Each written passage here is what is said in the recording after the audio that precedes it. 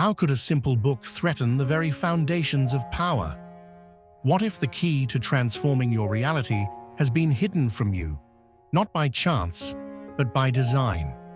Today, we're diving into a mystery that could change the way you see the world forever. When you pray, you're asking. When you affirm, you're creating. But here's the twist. The elite don't pray, they project. Ancient philosophers weren't just talking about vague metaphysics.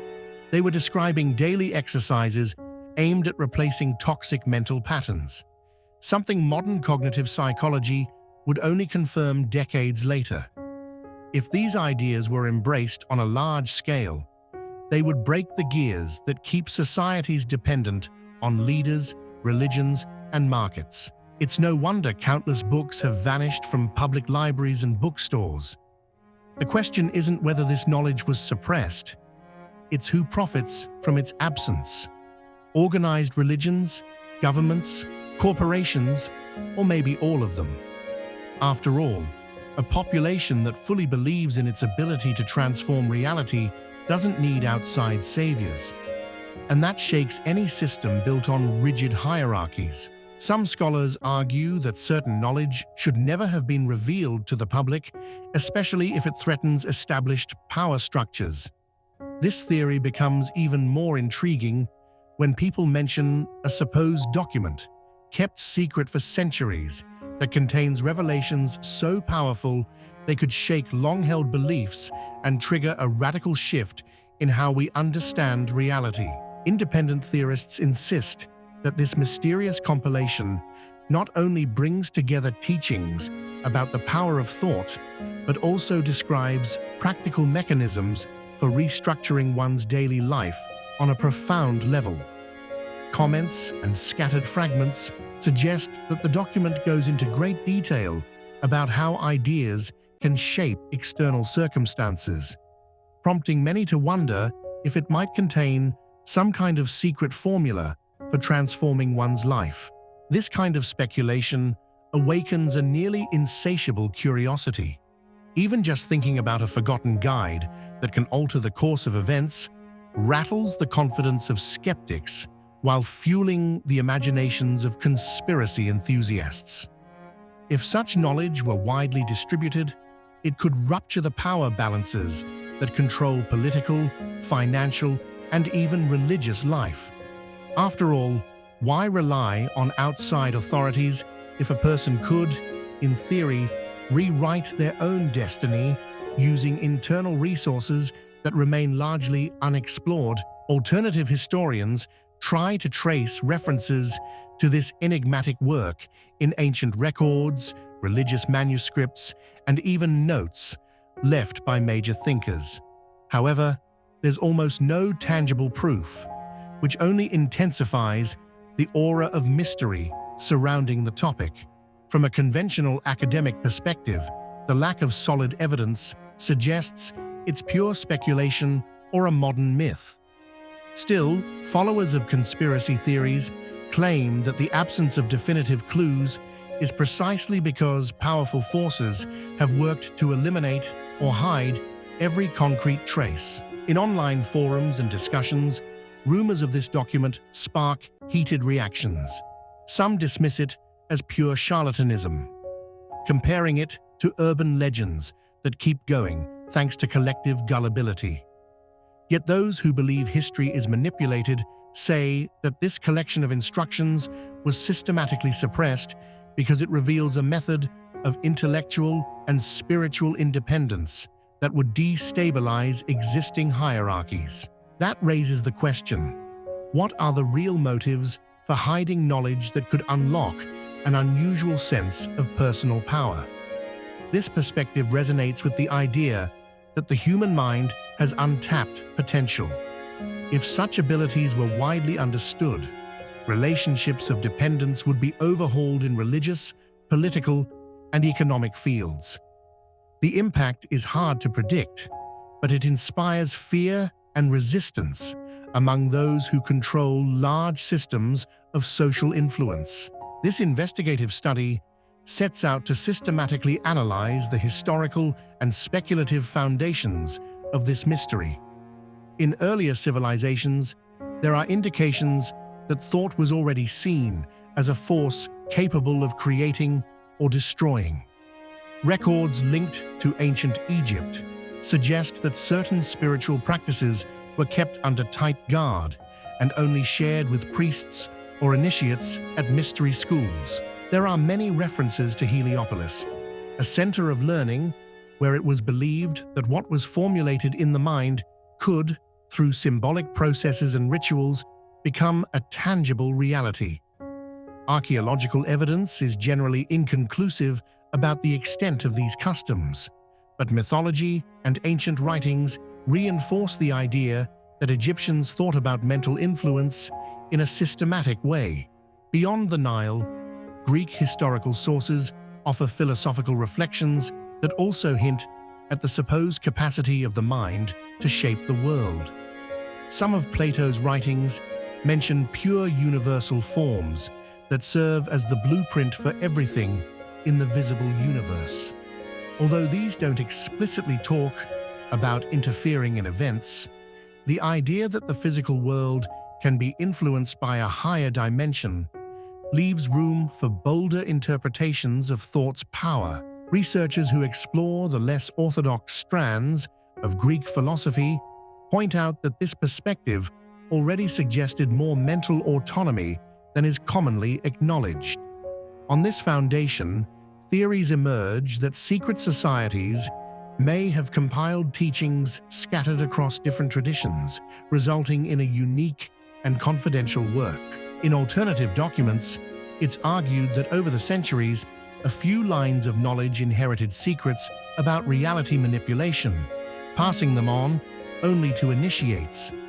This line of thought resonates with theories about enlightened elites who want to withhold from the public any instructions that might grant genuine independence of thought.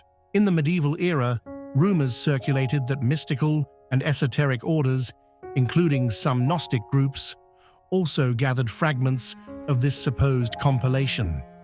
However, religious conflicts and heresy persecutions make it hard to confirm these rumors historically, complicating matters further. Many writings that diverge from mainstream theology were lost, burned, or simply silenced over time. This lack of documentation fuels the conspiracy view that if a handbook existed, it would obviously remain beyond the reach of official records. Even in the Renaissance, when there was renewed interest in ancient texts and occultism, including alchemy and Hermeticism, there were no unambiguous mentions of a single guide. Nonetheless, Renaissance scholars spoke of the microcosm and macrocosm and suggested that human consciousness was a key to channeling natural forces. Even in the Renaissance, when there was renewed interest in ancient texts and occultism, including alchemy and Hermeticism, there were no unambiguous mentions of a single guide. Nonetheless, Renaissance scholars spoke of the microcosm and macrocosm and suggested that human consciousness was a key to channeling natural forces. Giovanni Pico della Mirandola and Marsilio Ficino, for instance, discussed the divine power of human beings to shape and alter their own destiny. Although they never proposed a structured handbook compiling all this knowledge, their ideas laid the groundwork for future explorations of the mind's power. In subsequent centuries, with the rise of the natural sciences, Western thought started placing enormous value on empiricism and the scientific method. As a result, many researchers dismissed or mocked the idea of shaping reality through mental processes. Still, writers linked to esoteric currents held on to the belief that the mind could somehow influence subtle dimensions of the world. In these circles, the theory of a hidden document, sometimes called the enigmatic compendium, not only persisted but began to spread among closed groups of supernatural devotees and scholars. Modern times have reshaped this speculation. There's now a claim that if the masses realized they were not prisoners of external factors and could reprogram their deepest beliefs, it would spark a silent revolution. In this narrative, powerful institutions like governments, financial systems, and religious authorities would have strong reasons to suppress that knowledge because large-scale psychological liberation would reduce dependence on intermediaries and established leaders. This background provides context for citing major figures who studied the unconscious, such as Sigmund Freud, Carl Jung, and Milton Erickson, often invoked by those who believe in the existence of the mysterious document. The argument is that while these researchers shed light on the subconscious mind, they never taught practical methods for deliberately reshaping outer reality. Supposedly, that's the domain of this manuscript that remains hidden. Nevertheless, some people who accept the mind's strength still see these theories as humanity's age-old fascination with magical formulas and shortcuts to deal with life's hardships. The skeptical explanation is that individuals seek something that can give them a feeling of control, because the unpredictability of existence can be overwhelming. Thus, the myth of a handbook offering extraordinary powers lives on, by feeding the hope of escaping natural and societal constraints. Overall, the historical and philosophical references show that the idea of human beings influencing their destiny through the mind is far from new. This sets the stage for the conspiratorial angle to flourish in contemporary times, helped by the internet and the rapid circulation of information. Among the concepts attached to this mysterious knowledge is the idea that external reality adapts to the intentions and vibes a person projects, whether consciously or not. While it might sound mystical or even fanciful, many researchers and spiritual traditions have, in varying degrees, argued that consciousness affects the unfolding of events. This view is often explained by illustrating that everything starts at subtle levels. When someone thinks, feels, or imagines, they produce a kind of frequency that syncs with matching conditions in the external world. The supposed document expands on this idea, offering techniques to reprogram the subconscious so that the deepest beliefs and desires create the opportunities and conditions for that mental conception to appear in real life. One repeated interpretation of this key point involves alignment between the mind, body, and emotions.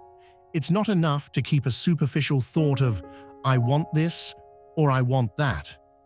The person must go inward until they truly feel the achievement is already underway. Some esoteric traditions explain this as vibrating at a certain frequency, believing that life responds to whatever signal you send out. The main thesis is that many circumstances do not happen by chance, but reflect psychological and emotional patterns. Scattered reports, allegedly from sources connected to this forbidden guide, feature stories of individuals who dramatically change their situation by adjusting their mindset.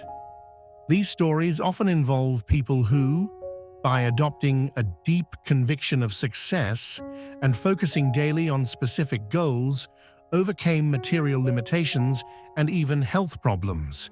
Mainstream science usually sees such examples as anecdotal, but they sustain the belief that the power of thought is overlooked and that certain institutions might worry about its widespread acceptance. From a conspiracy standpoint, that fear justifies covering up the truth. Governments and organized religions would lose influence if people took complete responsibility for their lives, no longer depending on dogmas, charismatic leaders, or top-down solutions. This is where the role of fear as a controlling tool comes in. When people believe external threats are unavoidable, they look to existing structures for safety.